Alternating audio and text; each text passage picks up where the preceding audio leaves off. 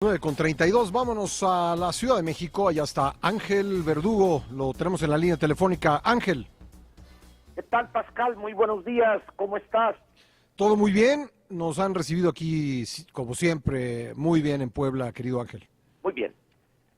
Pascal, sujeto a que mañana en cabina, en persona, como me gusta hacerlo, cerremos esta serie de artículos sobre el 68, una especie de resumen.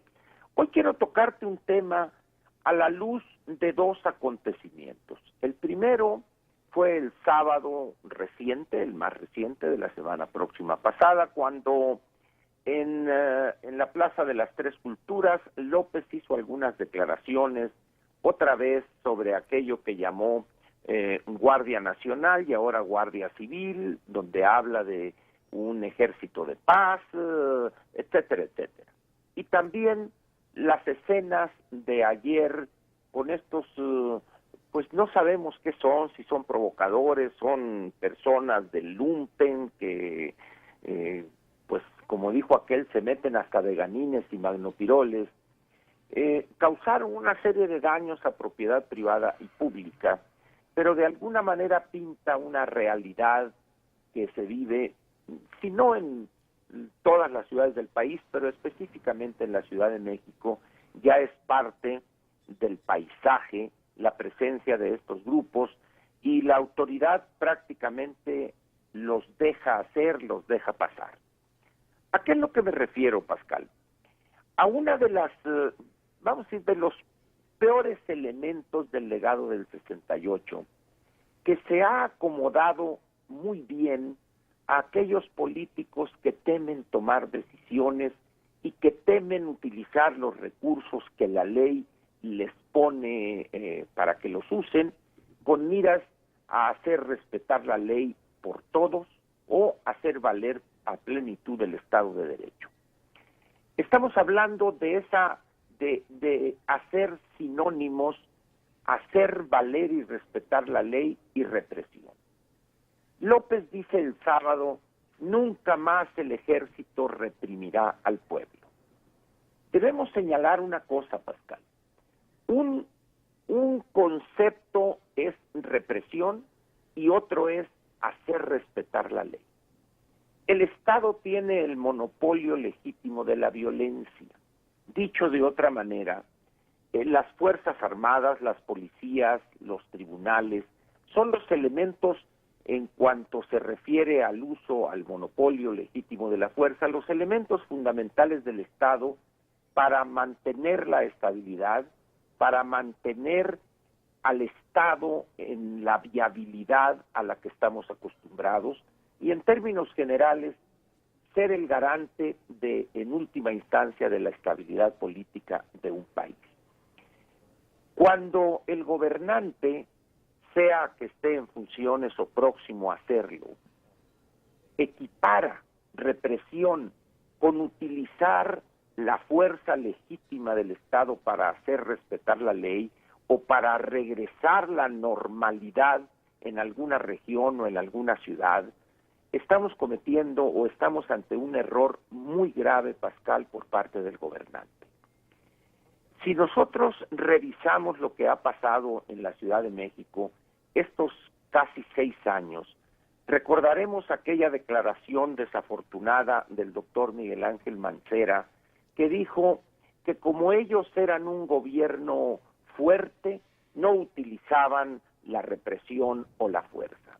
Nada más alejado de la verdad, nada más alejado de una gobernación responsable. ¿A dónde se remonta o dónde se ubica esa aparente confusión, pero es una decisión, vamos a decir, tomada a conciencia? Después del 68, los gobernantes no quieren ser señalados siquiera por cualquiera como represores. Y de esa manera se acogen a ese sinónimo represión igual a utilizar la fuerza para hacer valer el Estado de Derecho, porque quieren quedar bien prácticamente con todos, o también pudiéramos decirlo, no quieren quedar mal con alguien. Eso al principio quizá no nos dimos cuenta de que era el huevo de la serpiente. Hoy prácticamente tenemos a un Estado inmovilizado, Pascal, que no presagia algo bueno para el país. Las condiciones de violencia generalizadas en vastas regiones del país obligan a la utilización de las Fuerzas Armadas por una simple y sencilla razón. Las otras fuerzas encargadas en primera instancia de hacer respetar la ley no funcionan, Pascal.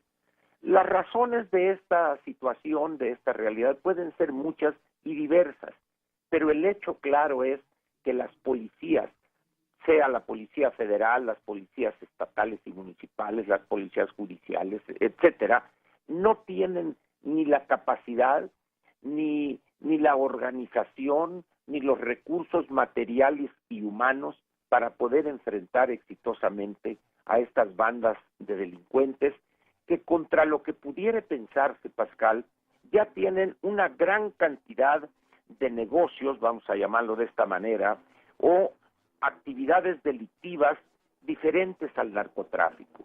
No me atrevo a afirmar, por supuesto, que el narcotráfico ha dejado de ser la fuente principal de sus utilidades o de sus ingresos, pero sí puedo decir que un porcentaje muy importante de otros ingresos que provienen del secuestro, derecho de piso, extorsión, trata de personas, trata de blancas, etcétera, tienen, repito, un papel importante en el flujo de efectivo de estas organizaciones. Si a eso le agregamos el que tengan comprados o sobornen a jefes policíacos, a integrantes de esas mismas organizaciones de la ley, de las fuerzas del orden, el panorama es desolador y eso ha obligado al Estado mexicano a querer y no a recurrir a las Fuerzas Armadas. Recordaremos que López planteó desde la campaña, incluso desde la precampaña, el que las Fuerzas Armadas regresarían a la brevedad a los cuarteles. Cuando tanto el secretario de la Defensa, el general Cienfuegos, le plantea de una manera objetiva y descarnada la realidad del país, y luego secundado por el almirante secretario de la Marina Armada de México, en ese momento, dice él, sería irresponsable el regresar a los cuarteles a las Fuerzas Armadas. Y eso, hablando en buen cristiano, es reconocer que el último valladar o el último freno o dique a la delincuencia organizada o desorganizada son las Fuerzas Armadas. El problema, Pascal, cuando se dice eso y no se las utiliza correctamente por temor a ser acusados de represores, caemos en una situación sumamente peligrosa para la estabilidad política y la gobernabilidad en el país. Esto de continuar, Pascal, va a ir minando aún más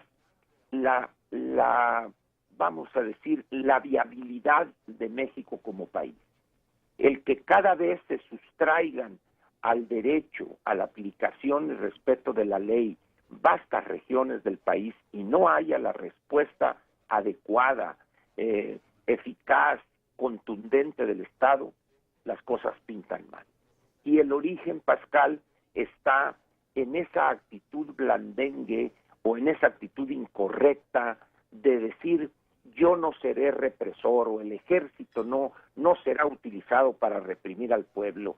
Es que el problema no es ese. El ejército no está hecho para reprimir al pueblo y tampoco las policías.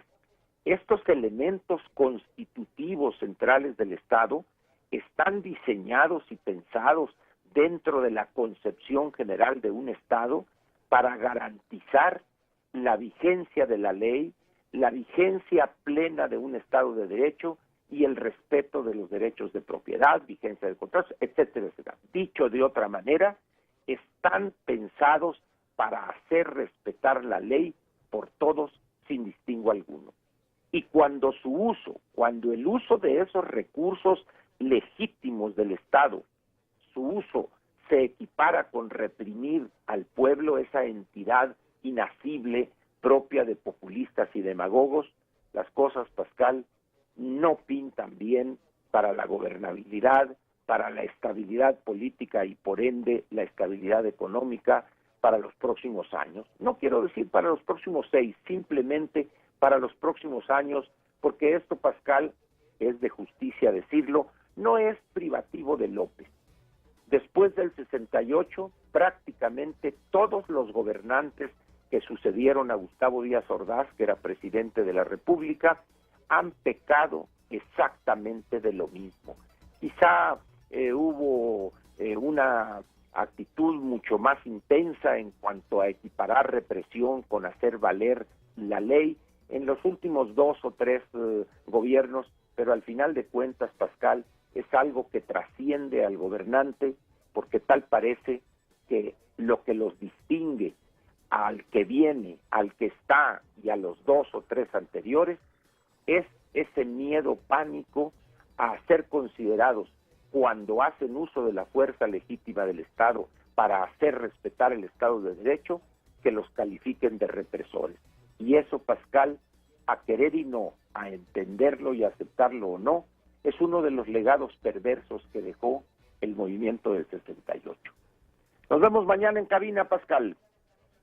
Gracias Ángel, un fuerte abrazo. Ándale pues, igualmente, nos vemos. Ahí tiene usted el comentario de Ángel Verdugo.